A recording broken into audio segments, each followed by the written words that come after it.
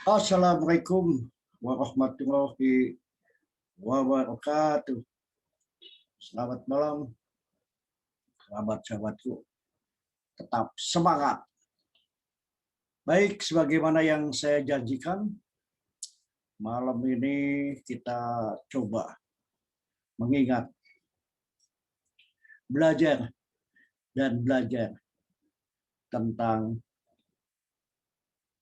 sebuah etika pendampingan sosial. Apa dan bagaimana etika pendampingan sosial bagi seorang pendamping? Mari kita lihat.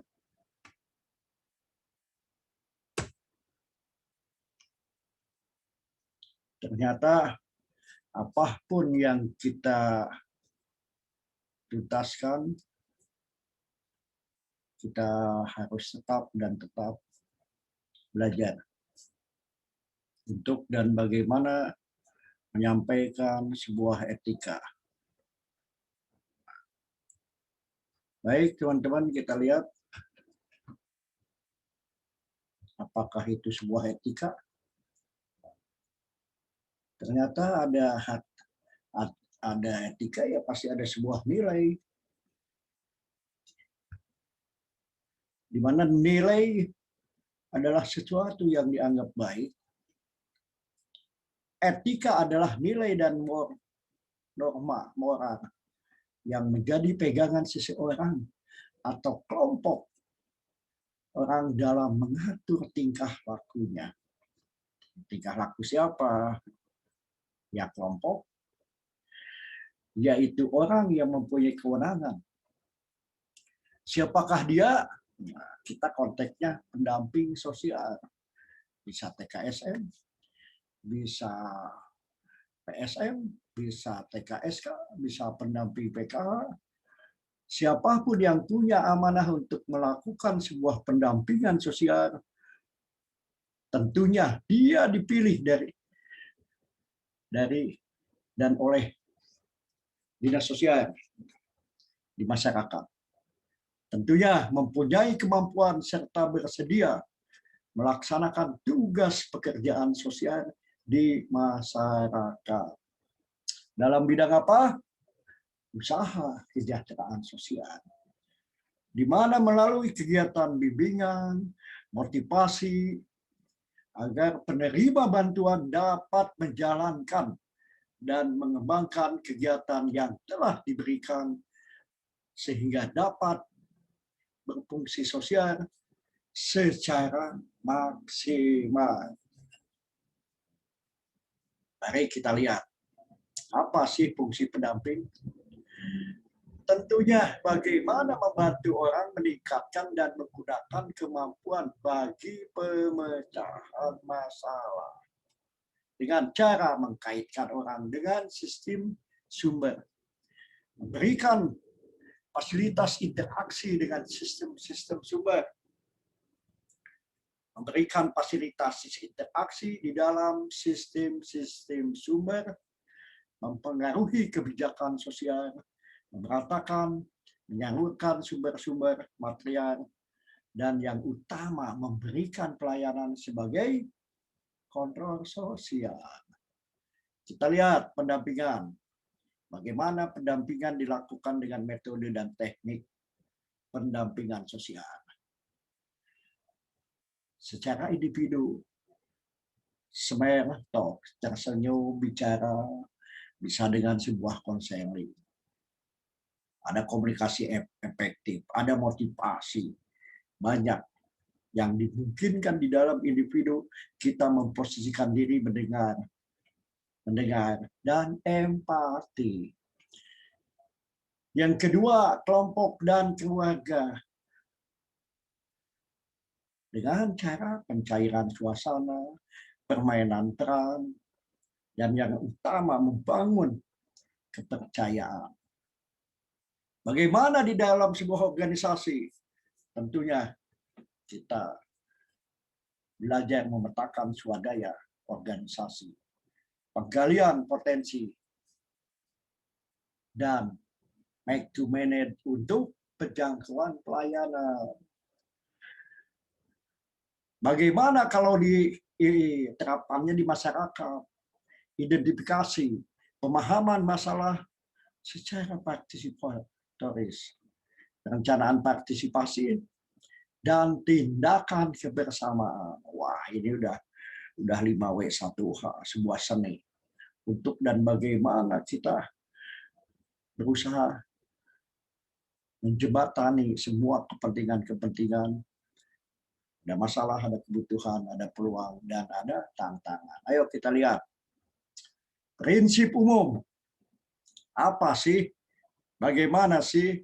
Satu, hargai, permudah untuk dan bagaimana klien mampu dan bisa berpartisipasi. Waduh, panjang ceritanya. Tapi kita coba yang kedua.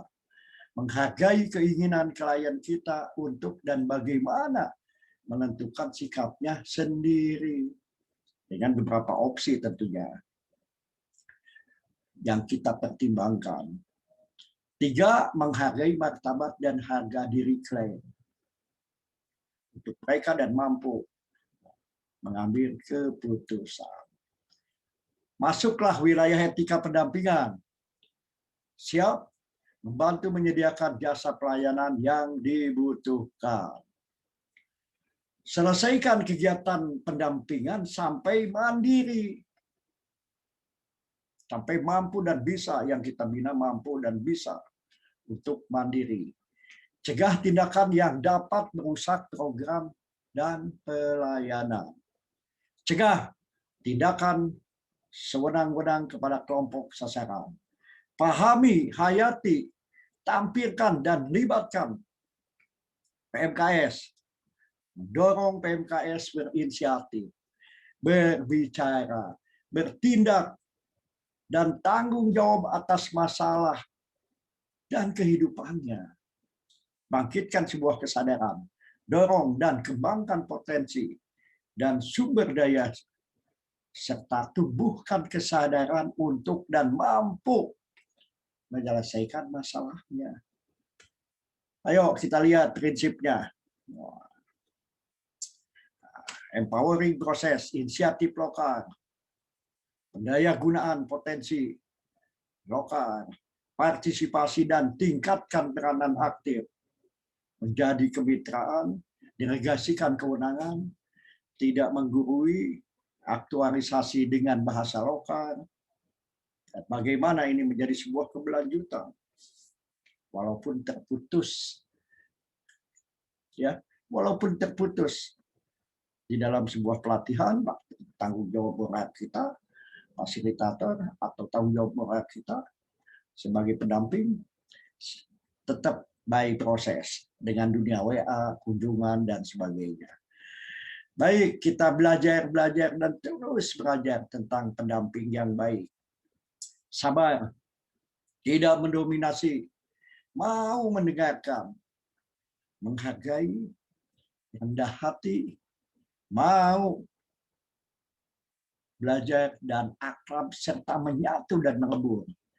Tidak menggurui, tidak memihak, tidak menilai, tidak mengkritik, terbuka dan positif. Berpikir dan senantiasa positif. Ayo kita lihat pedoman bagi pendamping. Bangunlah relasi pertolongan, hargai pilihan masyarakat dan kembangkan sebuah kerjasama menjadi energi yang harmonis. Hormati harkat martabat, harga diri, keberagaman individu, dan jaga kerahasiaan. Dan fokus kepada masalah, penyandang masalah kesejahteraan sosial untuk terlibat dalam pemecahan masalah, hargai hak-hak serta libatkan untuk mengambil keputusan dan evaluasi.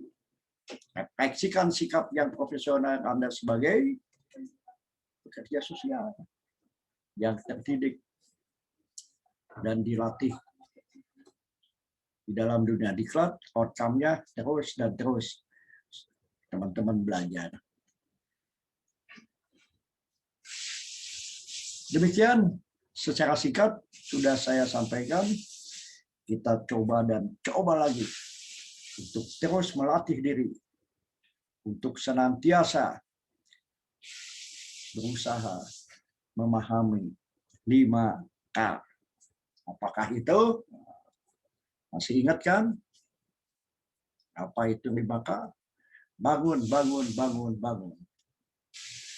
Ingat, 5K adalah konsep. Bisa konsep kehidupan, bisa konsep apapun yang ingin kawan-kawan pahami, belajar. Apa itu konsep? Nah, yang kedua, masih ingat dari pemahaman yang pertama, maka kita belajar tentang, masih ingat kan Kak yang kedua?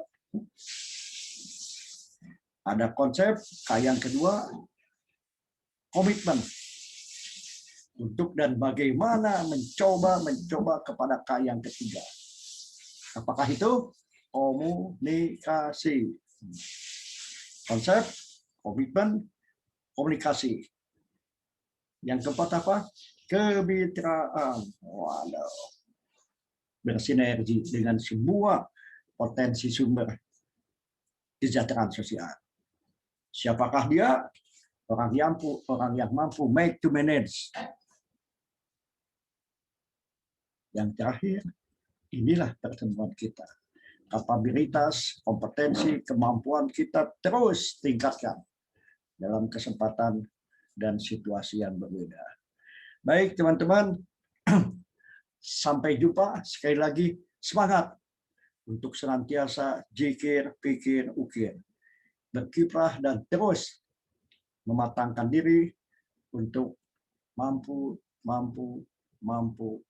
dan insya Allah kemampuan membagi pikiran, hati, untuk dan bagaimana kita eksis di dunia pendampingan sosial, insya Allah ada sebuah ilmu, ada sebuah hidayah, ilmu hikmah yang mampu dan bisa melatih diri, bahkan memecahkan masalah tanpa membuat masalah. Terima kasih. Jaga stamina, sehat selalu, semangat, damping sosial, pasti bisa. Terima kasih.